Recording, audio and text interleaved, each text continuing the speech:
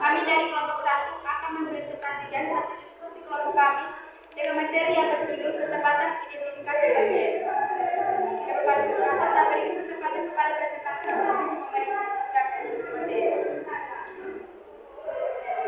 A. Pengertian dan prinsip identifikasi pasien. Pengertian identifikasi adalah proses pengumpulan data dan pencatatan segala keterangan tentang bukti-bukti dari seseorang sehingga kita dapat menetapkan dan menyamakan keterangan tersebut dengan individu seseorang.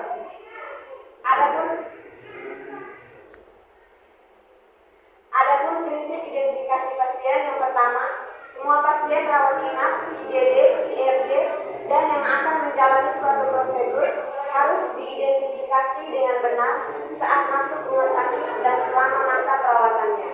Yang kedua, kapanpun dimungkinkan, pasien rawat inap harus menggunakan gelar identifikasi dengan minimal 2 data atau nama pasien dan nomor KPD.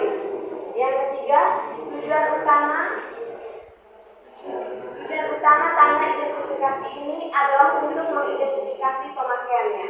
Yang keempat, gelang identifikasi ini digunakan pada proses untuk mengidentifikasi pasien ketika pemberian obat, darah atau produk darah, pengambilan darah dan spesimen lain untuk pemeriksaan klinis, pemberian pengobatan atau tindakan lain. B. Kewajiban dan tanggung jawab. 1. Seluruh staf rumah sakit A. Memahami dan menerapkan prosedur identifikasi pasien. B. Memastikan identifikasi pasien yang benar ketika pemberian obat, darah atau produk darah, pengambilan darah dan spesimen lain untuk pemeriksaan klinis, pemberian pengobatan atau tindakan lain. C. Melaporkan kejadian salah identifikasi pasien termasuk hilangnya gelang benar. 2. SDI yang bertugas A. Staf pendaftaran melakukan pendaftaran identitas pasien berdasarkan identitas yang berlaku atau KTP dan mencetakannya yang belum punya KTP bisa menggunakan kartu identitas lain atau akte kelahiran, kartu pelajar atau kartu keluarga. B. Perawat atau bidan penanggung jawab pasien bertanggung jawab memakai gelang identitas pasien dan memastikan kebenaran data yang tercatat di gelang benar. C. Perawat atau bidan penanggung jawab pasien memastikan gelang identifikasi terpasang dengan baik. Jika terdapat kesalahan data, gelang identifikasi harus diganti dan bebas beredar.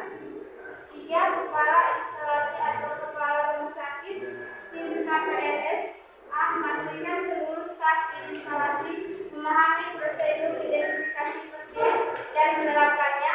B. Menyelidiki semua insiden salah identifikasi pasien dan memastikan terlaksananya suatu tindakan untuk mencegah terulangnya kembali insiden termasuk tersebut sesuai dengan ketentuan yang berlaku.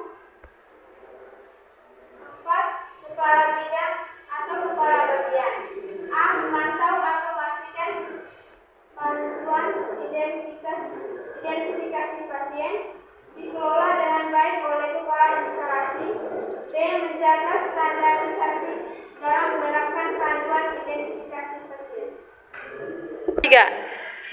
Ruang lingkup. Yang pertama, panduan ini diterapkan pada semua pasien rawat inap, pasien instalasi gawat darurat, pasien rawat jalan, dan pasien yang akan menjalani suatu prosedur sebelum pemberian obat, sebelum pemberian transfusi darah dan produk darah, sebelum pengambilan sampel atau pemeriksaan laboratorium dan pemeriksaan radiologi, sebelum dilakukan pengobatan atau tindakan lain.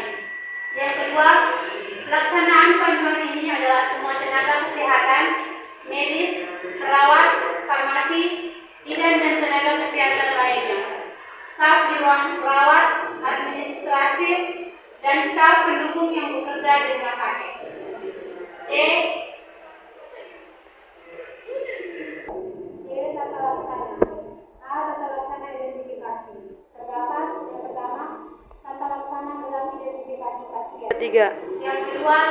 atau proses pada pembelian obat-obatan. Yang keempat, tata laksana identifikasi pasien yang menjalani pemeriksaan radiologi. Yang kelima, tata laksana identifikasi pasien yang menjalani tindakan operasi. Sabar. Oke. Yang